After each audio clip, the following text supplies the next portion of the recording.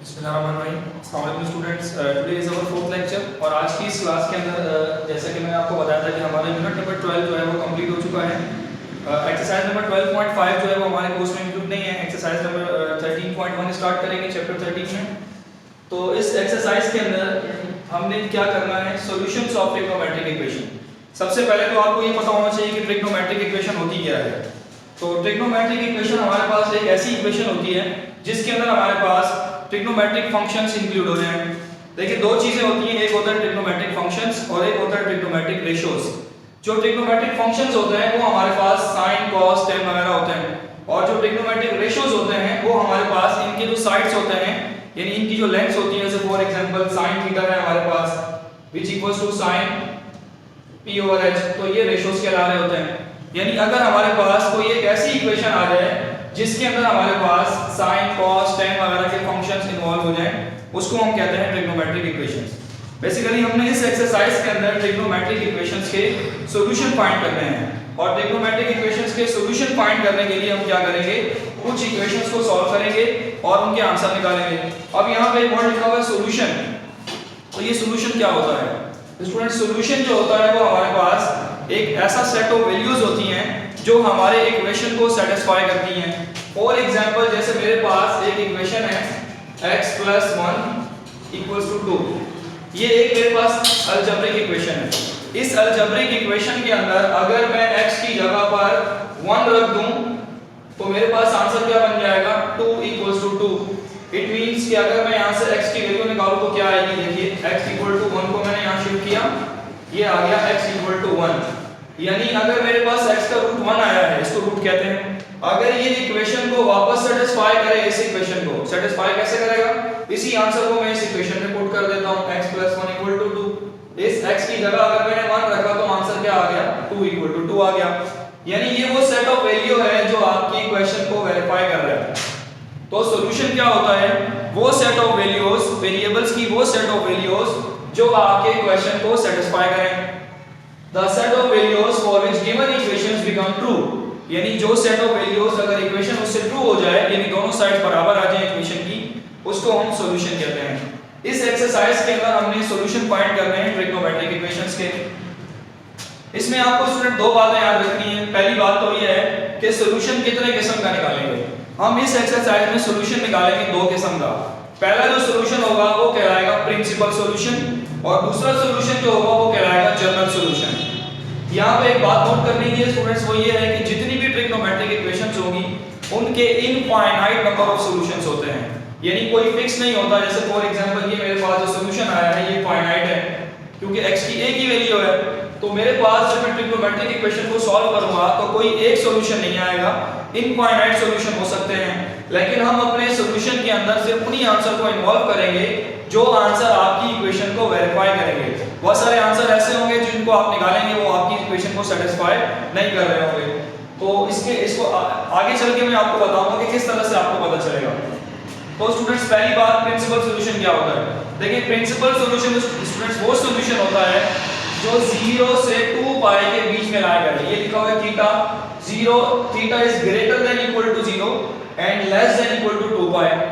अब हम जरा चेक कर लेते हैं कि हमारा जो कोऑर्डिनेट सिस्टम होता है, इस कोऑर्डिनेट सिस्टम के अंदर ये एंगल्स कहां-कहां लाया कर रहे होते हैं, क्योंकि ये समझना बहुत जरूरी है। अगर आपको ये चीजें समझ में नहीं आएंगी तो आप एक्सरसाइज को सॉल्व नहीं कर पाएंगे। देखिए सबसे पहले हमारे पास यहां होता है 0, देन ये होता है 90 डिग्री, ये हमारे पास होता है 180 और इसको कहते हैं 270, यहां 270 होता है। देन अगेन हमारे पास क्या आ जाता है यहां 360। तो स्टूडेंट्स जब आपका थीटा 0 से बड़ा होगा और 2π से छोटा होगा, 2π मींस 360 डिग्री, यानी अगर आपका एंगल इस कोऑर्डिनेट सिस्टम के अंदर लाया करता है 360 के बीच में, यानी 0 से 360 के बीच में लाया करता है अगर आपका एंगल, कौन सा एंगल स्टूडेंट्स, वो एंगल जब आप इसको सॉल्व करेंगे जो आंसर में आएगा वो एंगल। अगर एंगल आपका 0 से 360 के बीच में लाया करेगा तो वो आपका सॉल्यूशन क्या कहलाएगा, प्रिंसिपल सॉल्यूशन कहलाएगा। अच्छा, अब इस प्रिंसिपल सॉल्यूशन के अलावा भी आपके पास कुछ सॉल्यूशन निकल रहे होंगे। वो सॉल्यूशन कौन से होंगे जो 360 से बड़े होंगे, तो वो थीटा के बीच में लाइन तो नहीं कर रहे, यानी वो 0 से 2 पाई के बीच में लाइन नहीं करेंगे, तो वो सॉल्यूशंस जो होंगे वो कहलाएंगे जनरल सॉल्यूशन। और उन सॉल्यूशंस को आंसर में लिखते वक्त हम उनके पीरियड्स को ऐड करेंगे। क्यों ऐड करेंगे? क्योंकि स्टूडेंट्स साइन और कॉस का जो पीरियड होता है वो 2n पाई होता है, यानी 2 पाई के बाद वो अपनी वैल्यूज को रिपीट कर रहा होता है, जबकि tan का जो एंगल होता है, जो पीरियड होता है वो n पाई होता है। तो ये बातें आपको याद रखनी है जो मैंने आपको इसमें बताई हैं स्टूडेंट्स। इसकी मैं आपको एक एग्जांपल भी बता देता हूं कि किस तरह से हम एंगल निकालेंगे, लेकिन उससे पहले आपको ये कोऑर्डिनेट सिस्टम के अंदर ये पता होना चाहिए कि 0 से लेके 90 के बीच में जितना भी कोऑर्डिनेट आपका ये एंगल निकलते हैं, ये सब का सब आपका फर्स्ट कोऑर्डिनेट, ये आपका सेकंड कोऑर्डिनेट, ये थर्ड और ये वाला कोऑर्डिनेट आपका फोर्थ कोऑर्डिनेट कहलाता है। स्टूडेंट इसके अलावा आपने चैप्टर नंबर 10 में एक चीज और पढ़ी थी कि इसके अंदर ऑल ट्रिग्नोमेट्रिक फंक्शंस पॉजिटिव होते हैं। सेकंड कोऑर्डिनेट के अंदर साइन और उसका इनवर्स कोसेक ये पॉजिटिव होते हैं। थर्ड कोऑर्डिनेट के अंदर tan और इसका इनवर्स cot पॉजिटिव होते हैं, जबकि फोर्थ कोऑर्डिनेट के अंदर cos और इसका इनवर्स sec पॉजिटिव होते हैं। तो स्टूडेंट्स पहला वाला जो कोऑर्डिनेट है इसमें ऑल पॉजिटिव, इसमें साइन पॉजिटिव, इसमें tan पॉजिटिव और इसमें cos या sec पॉजिटिव। इसको याद करने के लिए हमने एक सेंटेंस बनाया था, अगर आपको याद हो वो सेंटेंस क्या था स्टूडेंट्स?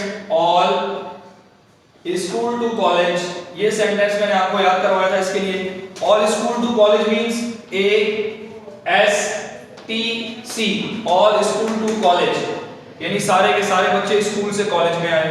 तो ये आपको इस तरह से याद हो जाएगा कि पहले में सारे positive, all positive, school means sine positive, उसका इनवर्स पॉजिटिव, tan मींस उसका इनवर्स cot पॉजिटिव, और कॉलेज मींस C मतलब cos और उसका इनवर्स पॉजिटिव। तो ये आपको इस तरह से याद हो जाएगा। अच्छा, इसमें इंपॉर्टेंट बात क्या है सबसे कि आपको एंगल कैसे निकालना होगा। तो एंगल निकालने का तरीकेकार क्या होगा उसको भी हम देख लेते हैं कि एंगल कैसे निकाले जाते हैं। एक एग्जांपल मैं आपको सॉल्व करवाता हूं अभी इसकी। तो स्टूडेंट्स इसकी एक एग्जांपल मैं आपको सॉल्व कराऊंगा, फिर नेक्स्ट एक्सरसाइज नेक्स्ट क्लास के अंदर इंशाल्लाह हम इसकी एक्सरसाइज को करेंगे कि किस तरह से हमें इसको सॉल्व करना है। तो इसकी एग्जांपल नंबर देख लें आप, पेज नंबर 365 पे मौजूद है। एग्जांपल है हमारे पास solve 1 minus cos theta equals to 1/2। Students ये एक ट्रिग्नोमेट्रिक इक्वेशन है।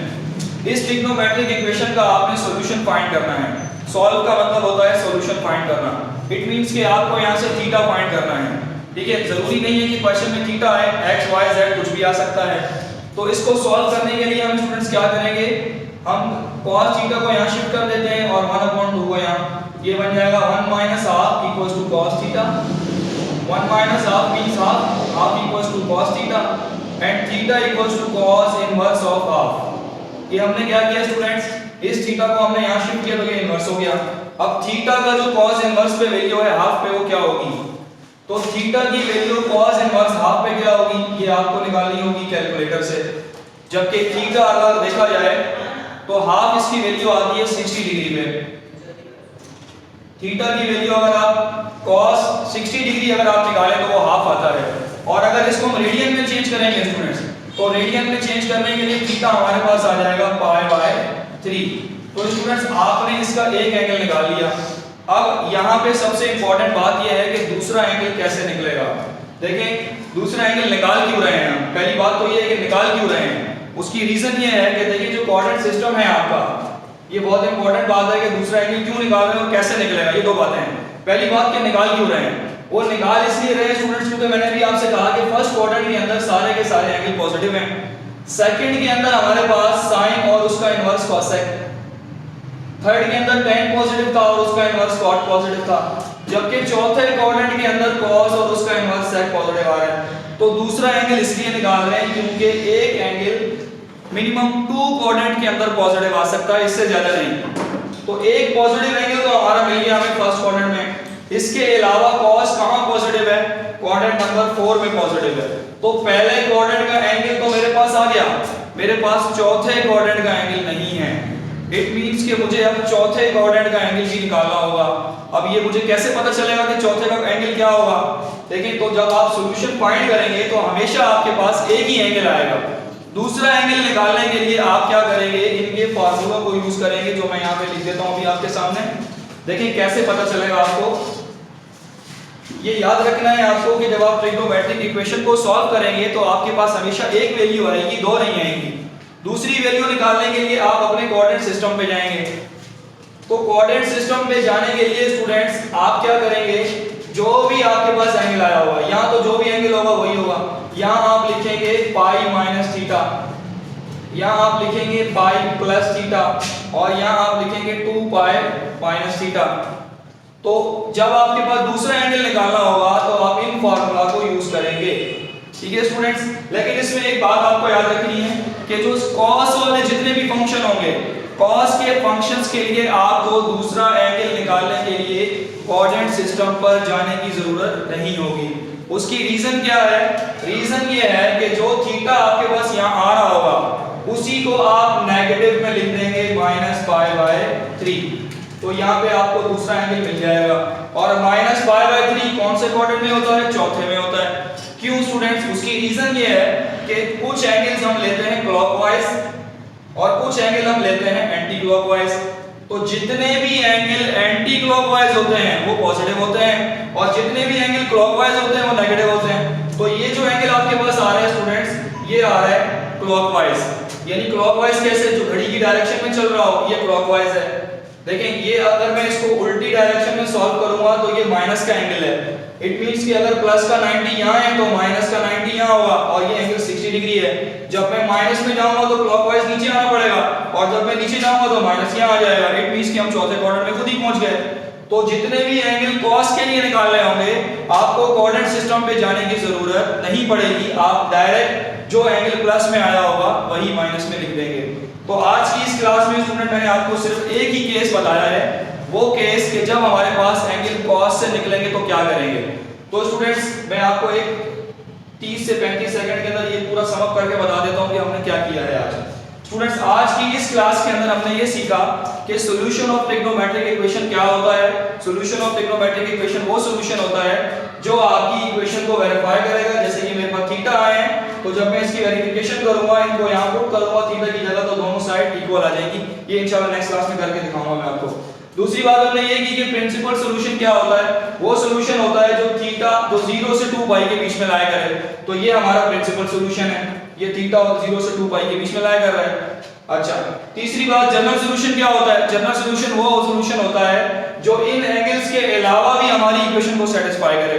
वो इंशाल्लाह नेक्स्ट क्लास में मैं आपको करके दिखाऊंगा कि किस तरह से वो सेटिस्फाई कर रहा है। तो आज की क्लास में आपने सबसे लास्ट बात ये याद रखनी है कि अगर एंगल कॉस से निकलेगा तो कोऑर्डिनेट सिस्टम पे जाने की जरूरत नहीं होगी, उसी को माइनस करके लिख देंगे। ठीक है स्टूडेंट्स, इंशाल्लाह नेक्स्ट क्लास में बाकी लेक्चर करेंगे। Thank you so much. Allah.